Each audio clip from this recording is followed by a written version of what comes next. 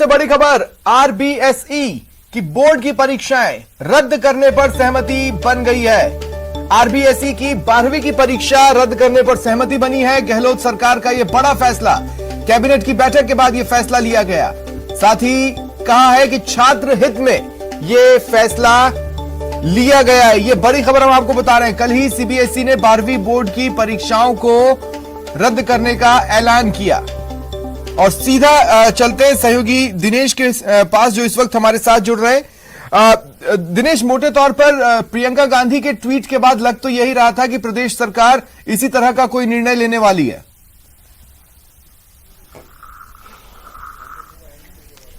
बिल्कुल स्वप्निल, देखिए जिस तरह के कयास लगाए जा रहे थे, कुछ उसी तरह की खबर यहां से निकलकर आई है। मंत्रिपरिषद की बैठक संपन्न हो चुकी है और सहमति जो है सभी मंत्रियों ने जो है वो जताई है इस पर कि परीक्षा जो है वो निरस्त कर दी जानी चाहिए, क्योंकि छात्र हित सर्वोपरि है। और कुछ ही देर में जो है शिक्षा मंत्री गोविंद सिंह डोटासरा वो रूबरू हो रहे हैं और मंत्री जी को एक बार सुनते हैं क्या कहते हैं। आज मंत्रिपरिषद की बैठक थी। कोरोना मैनेजमेंट को लेकर के काफी विस्तार से चर्चा हुई। वैक्सीनेशन के बारे में जो भारतीय जनता पार्टी भ्रम फैला रही है उसके बारे में भी चर्चा हुई। और जो माध्यमिक शिक्षा बोर्ड की जो 10वीं और 12वीं की परीक्षाएं हैं उसको लेकर के भी मंत्रिमंडल के सभी साथियों से चर्चा हुई। चर्चा के उपरांत ये तय किया गया कि राजस्थान माध्यमिक शिक्षा बोर्ड की 10वीं और 12वीं की परीक्षाएं कैंसिल की जाती हैं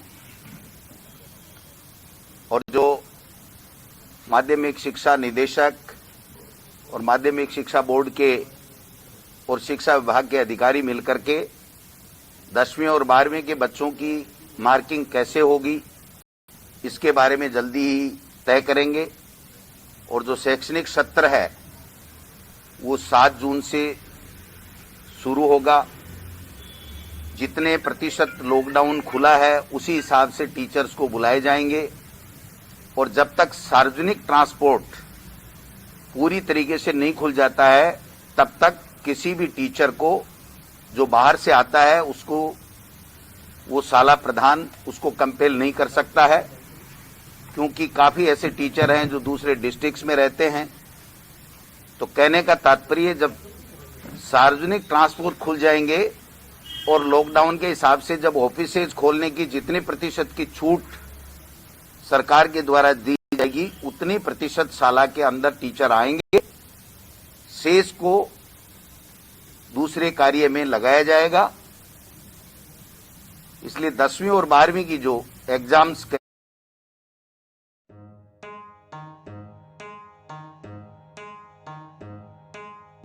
पापा आप इतनी ज्यादा कैंसिल की गई हैं उसके बारे में जल्दी हम मेथड तैयार करके और जो बच्चे पढ़े हैं उनका किस प्रकार से मार्किंग होगी 10वीं और 12वीं की वो तय करके, यानी सर ये और बताएं नहीं होंगी, ये कैंसिल का मतलब यही माना? कैंसिल का मतलब ये है कि परीक्षाएं नहीं होंगी।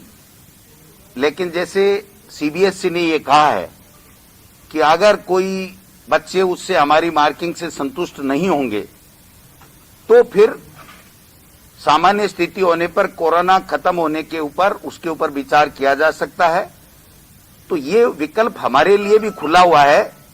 लेकिन आज की तारीख में जो फैसला हुआ है वो ये हुआ है कि 10वीं और 12वीं की राजस्थान माध्यमिक शिक्षा बोर्ड की परीक्षाएं कैंसिल की गई हैं, नहीं होंगी। क्या पैटर्न कुछ डिसाइड, कुछ फॉर्मूले पे बात हुई है सर? क्या नहीं, वो फार्मूले पे यहाँ पे बात नहीं, वो एजुकेशन डिपार्टमेंट को तय करना है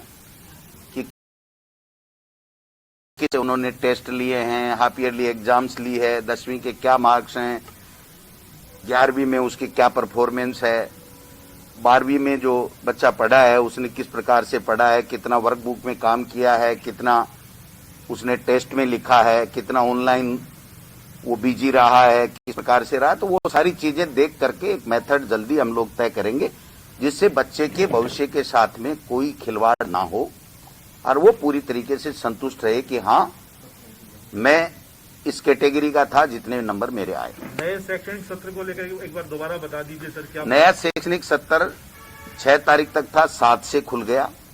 पीओ हमारा पहले से ही मौजूद है, कोरोना में उसकी ड्यूटी है। जितना लोग कार्यालय खोलने के बारे में छूट देगी सरकार, उतने प्रतिशत टीचर को ही स्कूल में बुलाया जाएगा।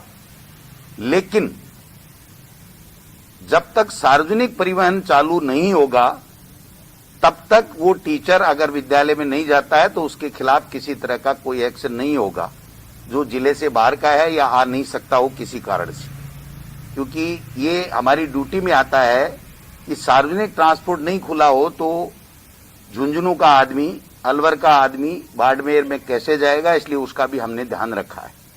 बाकी शेड्यूल हम लोग कल जारी कर देंगे कि उसको क्या क्या करना है, विद्यालय में कितने प्रतिशत को आना है, उनको बच्चों को किस प्रकार से जो स्माइल प्रोजेक्ट है उसके माध्यम से कैसे तैयार करना है, वर्कबुक कैसे तैयार करना है, उनका एडमिशन कैसे होना है, उनका प्रमोशन के जो बनाने हैं मार्कशीट वगैरह, प्रमाण पत्र बनाने हैं, वो कैसे बनाने हैं, ये सारी चीजें कल हम लोग जारी कर देंगे। एक अनाथ बच्चों को भी सरकार उनका ध्यान रखेगी, इसमें भी चर्चा हुई है। बिल्कुल।